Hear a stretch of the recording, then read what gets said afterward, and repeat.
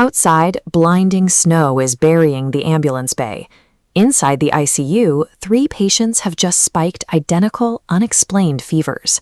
And down in the server room, the hospital's electronic record system is freezing up. 50 different critical alarms are ringing at once. The nursing staff, the IT department, and the facility managers are all demanding immediate resources. You have to decide whether to prioritize the servers, the infectious patients, or the backup power generators. To survive this chaos without relying on guesswork, hospital administrators use a specific framework.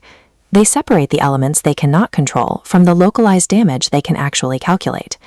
The blinding snowstorm outside is a hazard. A hazard is a threatening external event, or a dangerous condition that exists entirely outside of the hospital's control.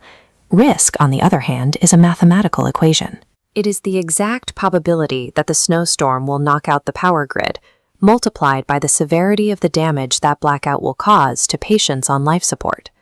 By calculating those variables across every department, administrators perform a kind of macro triage for the entire facility.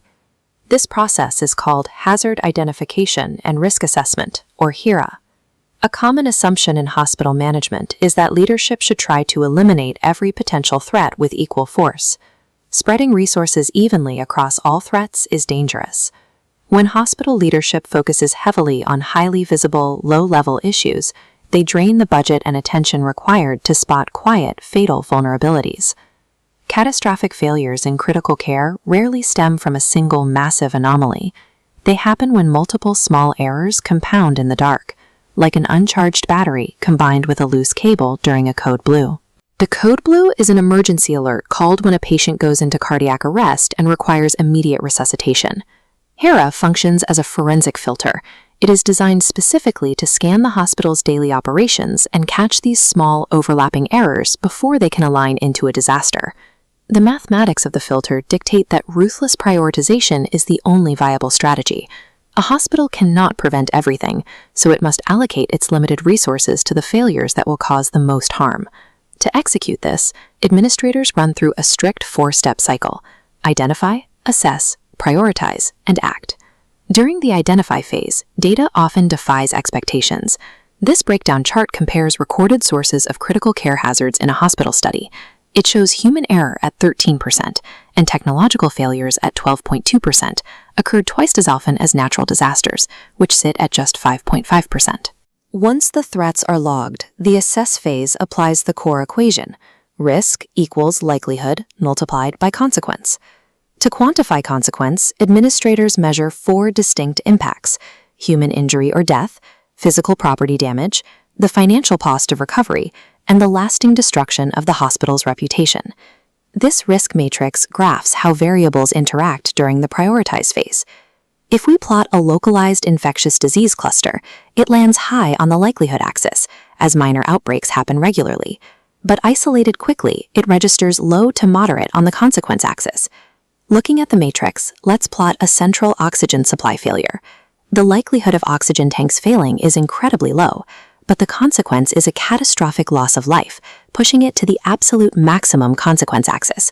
Its overall risk score dwarfs the infection cluster. Objective mathematics override human instinct here. Even though the infection is much more likely to happen this week, the sheer severity of the oxygen failure dictates that millions of dollars must be prioritized and funded for oxygen system redundancies first. HIRA functions as a psychological engine, guiding human decision-making during periods of severe uncertainty. This scatterplot maps out actual clinical data from intensive care units, proving a distinct correlation. It shows that even with a high volume of daily hazards, the relative risk of a severe disaster remains extremely low, provided the unit mitigates those threats. The numbers reflect a harsh reality.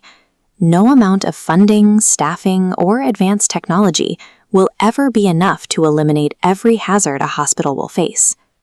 The true utility of this system is that it does the heavy lifting of triage and prioritization today, during periods of relative calm, rather than in the middle of an emergency.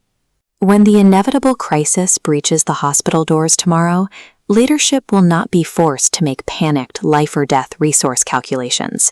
The math has already been done, and they will simply execute the plan.